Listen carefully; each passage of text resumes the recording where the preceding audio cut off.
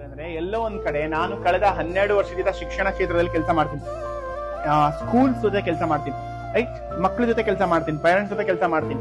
ನನಗೆ ಮಕ್ಕಳಾದ್ಮೇಲೆ, ಇವಾಗ ನನಗೆ ದೊಡ್ಡ ಮಗಳು 8 ವರ್ಷ, ಸಣ್ಣ ಮಗಳು 4 ವರ್ಷ. ನನಗೆ ಮಕ್ಕಳಾದ್ಮೇಲೆ ನಾನು ಲೈವ್ ಆಗಿ ನಾವು ಅನುಭವಿಸಿದ ನೋವು ಅದೆಲ್ಲ ನೋಡಿ, ನನ್ನ ವೈಫ್ ನ ಅದೆಲ್ಲ ನೋಡಿ, ಬೇರೆ ನಿಮ್ ತರದ ತಾಯಂದ್ರ ಟೀಚರ್ಸ್ ಎಲ್ಲ ನೋಡಿ ನನಗೆ ಕೊನೆಗೆ ಅರ್ಥ ಆಗಿದ್ದೇನಪ್ಪಾ ಅಂತ ಹೇಳಿದ್ರೆ, ಎಲ್ಲೋ ಒಂದ್ ಕಡೆ ಇವತ್ತಿನ ದಿನದ ಆಧುನಿಕ ತಾಯಿ, ಇವತ್ತಿನ ದಿನದ ಮಾಡರ್ನ್ ಜಗತ್ತಿನ ತಾಯಿ ಏನಾಗ್ಬಿಟ್ಟಿದ್ದಾರೆ ಅಂತ ಹೇಳಿದ್ರೆ, ತನ್ನ ದಿನನಿತ್ಯದ ಜಂಜಾಟದಲ್ಲಿ, ಜೀವನದ ದಿನನಿತ್ಯದ ಹೋರಾಟದಲ್ಲಿ ತನ್ನ ನಗುನ ಮರ್ತ್ ಬಿಟ್ಟಿದ್ದಾಳೆ, ತನ್ನ ಖುಷಿನ ಮರ್ತ್ ಬಿದ್ದಾಳೆ, ತನ್ನ ಜಾಯ್ನ ಮರ್ತಿದ್ದಾಳೆ. ಸೆಲ್ಫ್ ಕೇರ್ ಅಂತ ಕರಿತೀವಿ ಮೇಡಮ್. ಇವಾಗ ಏನ್ ಮಾಡಿದ್ರು, this is called self care.